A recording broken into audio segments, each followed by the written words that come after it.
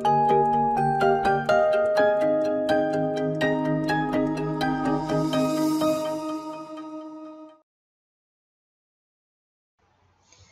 objectifs qui sont atteints dans la première vidéo donnaient des exemples de générateurs comme la pile qui est un générateur DC et qui possède deux bornes, une borne positive et une borne négative qui fournissent la différence des potentiels, c'est-à-dire la tension. Dans ce cas, les électrons deviennent capables de circuler et ainsi le courant est atteint. Deuxième objectif, donner des exemples de récepteurs comme le moteur et les lampes. Ces récepteurs portent des inscriptions tension nominale et intensité du courant nominal. Leur fonction est affectée par la tension nominale et celle débitée par la pile. Dans cette vidéo, on complète les autres objectifs et on commence par le circuit électrique. Aujourd'hui, je vais vous parler du circuit électrique. Je vais commencer par les trois éléments d'un circuit électrique. Observez bien la petite animation. On a un circuit électrique tout simple qui comporte un générateur, un récepteur, la lampe et des fils de connexion. Observez bien l'animation. On met un fil rouge et quand le fil bleu est branché, la lampe s'éclaire. Si on débranche le fil bleu, elle s'éteint. Si on le rebranche, elle s'éclaire. Pour que le courant circule, le circuit doit former une boucle fermée. Le circuit électrique constitue le trajet complet de l'écoulement de charge électrique. Ce charge électrique coule dans un trajet. Ce trajet est appelé le circuit électrique. Ce circuit est constitué essentiellement d'un générateur, d'un récepteur comme un appareil ou une lampe, et de fils de connexion de résistance négligeable. On donne une petite idée sur la résistance. Que veut dire résistance? Si vous remarquez cette figure, on a le monsieur Volt qui se trouve à une certaine hauteur. Il pousse le monsieur Ampère. Dans ce cas, le courant passe et le courant commence de s'écouler. Mais monsieur Ampère dit qu'il ne peut pas s'écouler rapidement. Pourquoi à votre avis? Parce que le monsieur Ohm empêche leur passage facilement parce qu'il y a une certaine résistance. Le monsieur Volt se ressemble à la tension débitée par la pile. Le monsieur Ampère, c'est le courant ou l'écoulement de charge électrique qui passe dans les fils de connexion. Et le monsieur Ohm ou la résistance ressemble à la résistance qui se trouve dans la lampe ou dans l'appareil. Il existe trois types de circuits électriques. Circuit fermé, dans ce cas, le circuit est fonctionnel, c'est-à-dire que la lampe s'allume. On trouve que l'interrupteur est fermé. Circuit ouvert qui est non fonctionnel, comme vous regardez ici, l'interrupteur est ouvert et par suite la lampe s'éteint. Et un court-circuit, comme montre cette figure. Maintenant, on regarde une vidéo qui explique que veut dire un court-circuit. Alors, je vais prendre le fil rouge ici pour court-circuiter la lampe L1 comme c'est demandé. On observe d'abord que L1 s'éteint et que la lampe L2 brille plus. J'ai envie de dire, elle brille comme si elle était seule, mais c'est pas étonnant, c'est que L2 se retrouve seule sur sa boucle. Je peux me poser la question de savoir si la lampe L1 a été endommagée.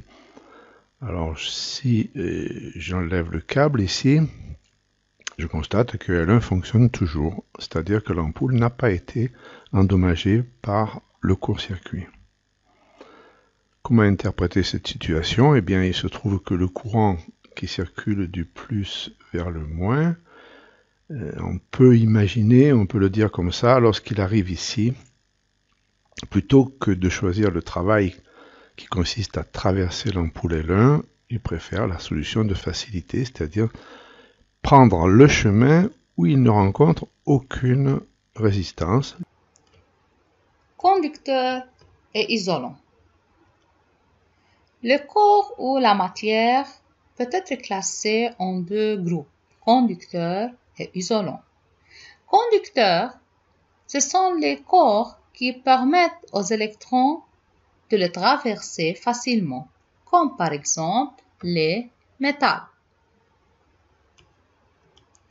Isolants, ce sont les corps dont les électrons trouvent une difficulté de le traverser, comme par exemple le plastique.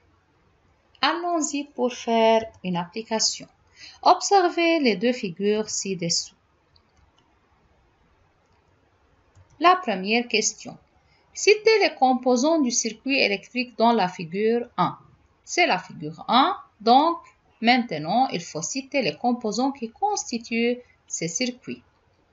Premièrement, la lampe, les fils de connexion, un trombone en acier et une pile. Deuxième question, que représente l'inscription 2 volts? 2 volts, c'est la tension aux bornes de la pile ou la tension qui est débitée par la pile. Question 3. La lampe dans la figure 1 brille normalement. Indiquez sa tension nominale. Puisque la lampe dans la figure 1 brille normalement, c'est-à-dire que la tension nominale de cette lampe est égale à la tension débitée par la pile, alors sa tension nominale est 2 volts. Quatrième question, identifiez le circuit ouvert. Dans la première figure, le trombone en acier est un conducteur. Alors, il permet le passage du courant électrique et par suite, ce circuit est fermé.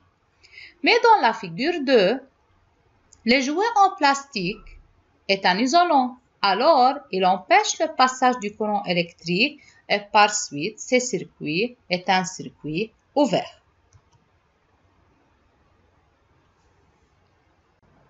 Construction d'un circuit électrique. Préparez un crayon et un papier et essayez de dessiner un circuit électrique qui est composé d'une pile, d'une lampe, de fils de connexion et d'un interrupteur.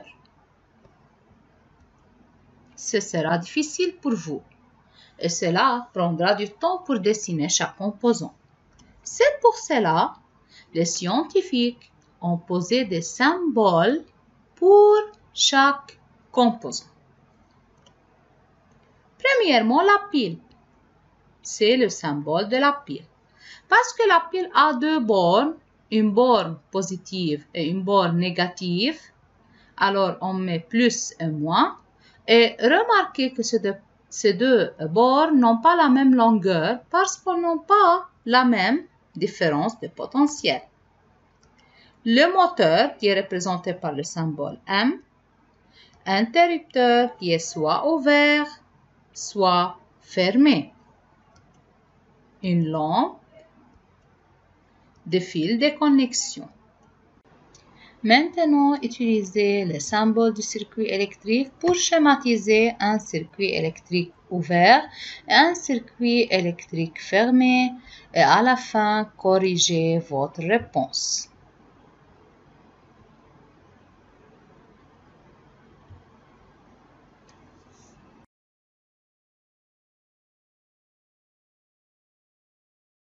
Dans un circuit en série, on peut observer une seule boucle. En fait, il suffit de suivre les fils. Il y a un seul chemin qui relie le plus au moins. Donc on dit qu'il y a une seule boucle, et donc c'est un circuit en série. Si je dévisse une lampe, ce qui simule finalement qu'elle grille, on s'aperçoit que les autres ne fonctionnent plus, quelle que soit la position de la lampe.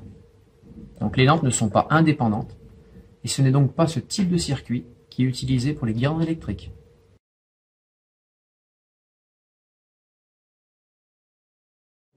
Donc, je vais rajouter 2 lampes dans le circuit, toujours en série. C'est-à-dire que je vais agrandir la boucle, en fait, tout simplement. Et là, on s'aperçoit que l'éclat des lampes diminue. Le circuit avec dérivation comporte plusieurs boucles, c'est-à-dire plusieurs possibilités de parcours ou de chemin pour relier le plus au moins. La première boucle, deuxième boucle, et troisième boucle. Voilà.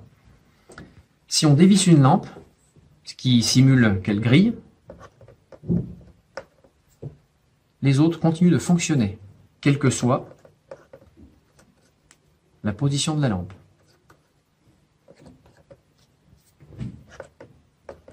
Les lampes sont indépendantes, car chacune dans une boucle. C'est ce type de circuit qui est utilisé pour les guirlandes électriques.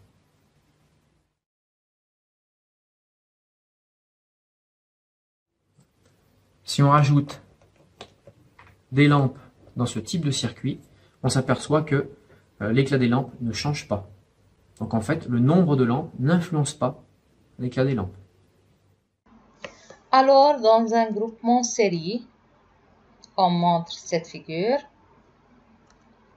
les composants sont placés l'un à la suite de l'autre, tout au long d'un seul trajet. L'addition des autres composants affaiblit leur fonction et si un de ces composants est déconnecté ou en panne, les autres ne se fonctionnent pas. Dans un groupement parallèle ou un groupement en dérivation, comme montre cette figure, les composants sont connectés tout au long de différents trajets. L'addition des composants n'affecte pas leur fonctionnement. Et si un de ces composants est déconnecté ou en panne, les autres restent fonctionnels. Allons-y pour faire des applications. Série ou parallèle, on a ces deux circuits. Il faut indiquer le type de chacun de ces circuits, s'il est en série ou en parallèle.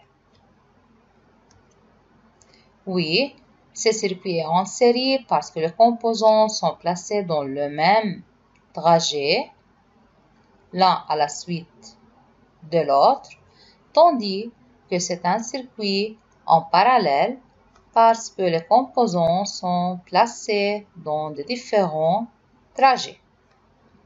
Maintenant, essayez de dessiner ou de schématiser ces circuits en utilisant les symboles.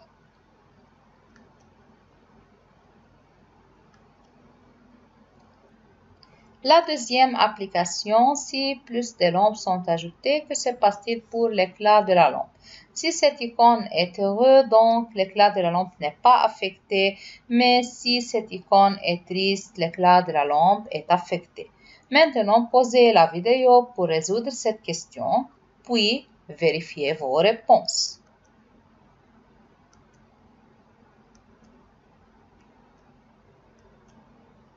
Troisième application, il faut indiquer la figure correcte et la figure incorrecte.